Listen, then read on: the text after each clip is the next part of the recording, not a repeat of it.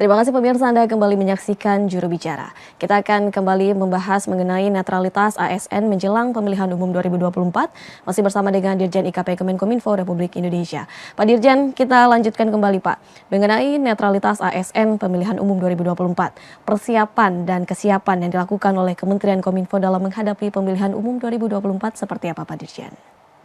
Ya, jadi kita sudah sangat siap ya. Persiapan itu sudah kita lakukan sejak awal tahun 2023 ini. Ya, kita mempersiapkan anggaran, kemudian mempersiapkan strategi komunikasinya, kemudian literasi digital itu kita sisipkan dengan pesan-pesan pemilu begitu. Nah, kita agendanya adalah mendorong pemilu yang damai. Kita turunkan narasi tunggal dari KPU. KPU itu kan narasinya adalah menjadikan pemilu sebagai sarana integrasi bangsa. Maka kita turunkan ya, kalau kita mau menjadikan pemilu sebagai sarana integrasi bangsa, maka pemilunya harus berlangsung damai. Pemilunya tidak sampai memecah belah masyarakat atau menciptakan polarisasi, menciptakan konflik. Ya, karena itu kita melakukan kampanye-kampanye anti hoax, karena berdasarkan pengalaman ya pemilu itu tidak damai, pemilu itu rusuh, ricuh itu karena adanya hoax di media sosial. Nah, jadi kita melakukan kampanye pemilu damai, kemudian juga kita menggandeng platform digital ya agar ikut bersama-sama berkontribusi untuk mewujudkan pemilu damai tersebut. Ya, kita melakukan literasi digital kepada masyarakat, sembari kita juga menggandeng platform digital, apakah itu Facebook, apakah itu X ya, atau Twitter dulu, Instagram, TikTok dan lain-lain.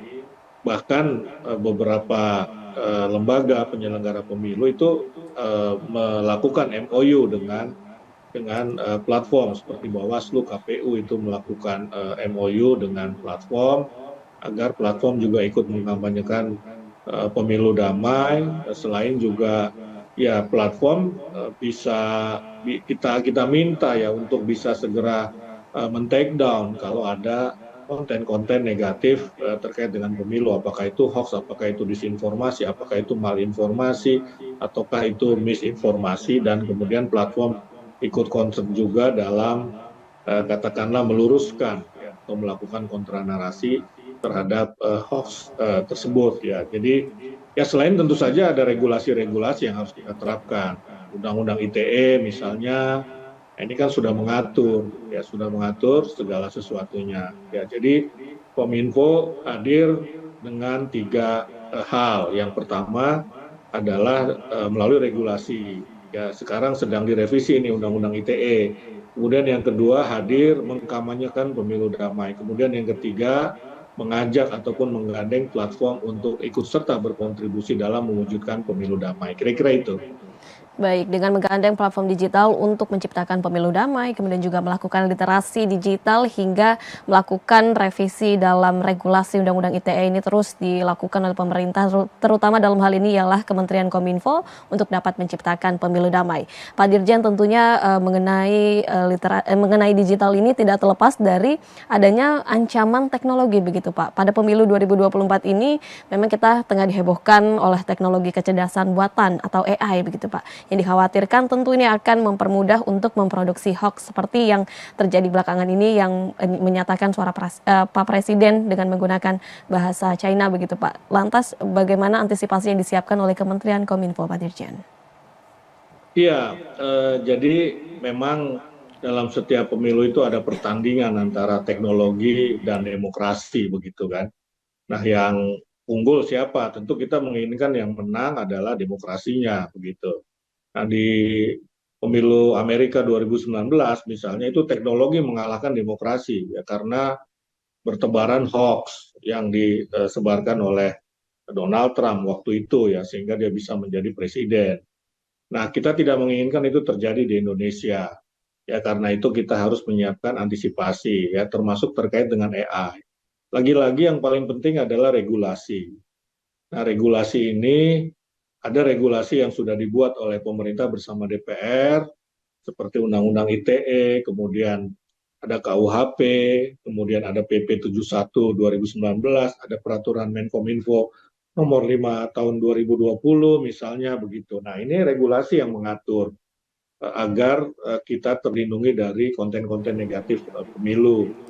Nah, di samping itu juga KPU sebagai penyelenggara pemilu itu kan juga punya PKPU, Peraturan Komisi Pemilihan Umum. Ini juga mengatur media sosial, misalnya harus mendaftarkan akun media sosial yang akan dipakai untuk berkampanye. Supaya apa? Kontrolnya itu bisa kita lakukan secara baik, kalau transparan sifatnya begitu.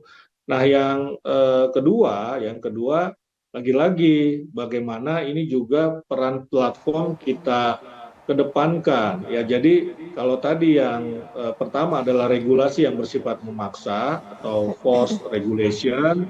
Nah, ini ada yang namanya voluntary regulation atau regulasi sukarela. Inilah yang namanya etika. Siapa yang harus beretika? Yang harus beretika tentu saja adalah platform. Ya, platform ini misalnya bagaimana ikut menciptakan teknologi yang bisa mengidentifikasi deepfake misalnya begitu, yang tadi Anda contohkan Presiden berpidato dalam bahasa Mandarin, itu bagaimana bisa diidentifikasi secara cepat. Mereka harus mencoba untuk mengembangkan teknologi itu. Ya, kemudian mereka begitu ada laporan dan ada permintaan dari Kominfo untuk men-take down satu deepfake atau satu hoax, ya harus segera, jangan berlama-lama lagi. 1 kali 24 jam sebetulnya terlalu lama. Ya, karena semakin lama hoax itu bertengger di media sosial, semakin dipercaya oleh publik begitu. Karena itu kecepatan menjadi penting untuk melakukan take down. Ya, kemudian tadi kita ajak platform bersama-sama untuk berkampanye, dan yang ketiga adalah tentu literasi digital. Literasi digital ini sekali lagi bukan hanya untuk masyarakat, tetapi juga untuk untuk peserta pemilu.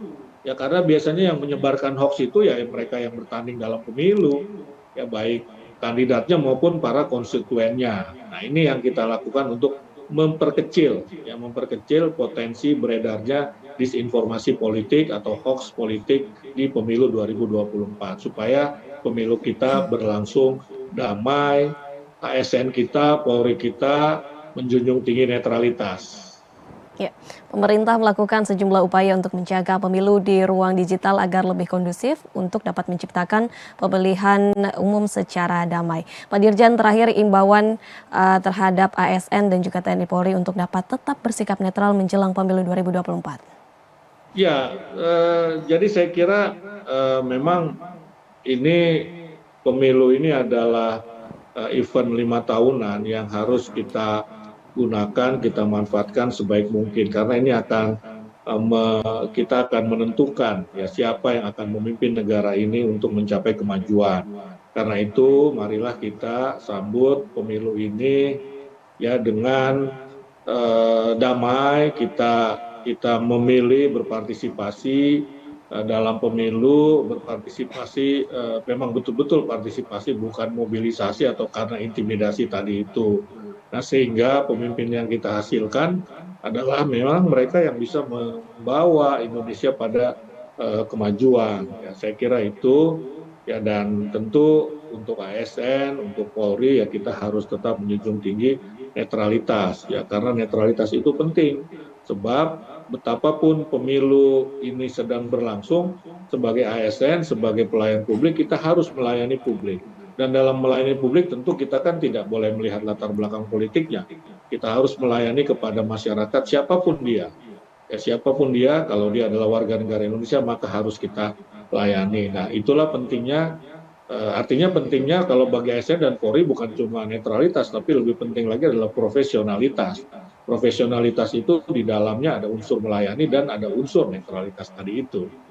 Begitu, Bilkis. Baik, untuk mendukung pemilihan umum 2024 berjalan secara damai ialah dengan mudah ya Pak Dirjen, dengan berpartisipasi dalam pemilihan umum dengan bersifat netral begitu Pak Dirjen. Terima kasih banyak Pak Dirjen atas kesempatan untuk hari ini. Salam sehat selalu Pak Dirjen. Terima kasih, selamat malam. Selamat malam, salam sehat, Bilkis. Baik. Ya pemirsa, itulah dialog kami bersama dengan Dirjen IKP Kemenkominfo Republik Indonesia Bapak Usman Kansong.